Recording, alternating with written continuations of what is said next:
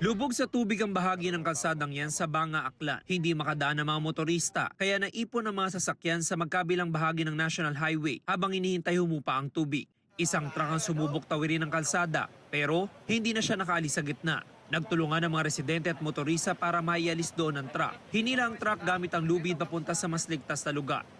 Nakaranas din ng baha ang ilang bahagi ng Tagbilaran, Bohol. Ayon sa mga taga roon, hindi kinaya ng drainage ang tubig, kaya bumaha sa mga mabababang lugar. Ayon sa Pag-asa, easterlies ang nagpaulan sa Visayas.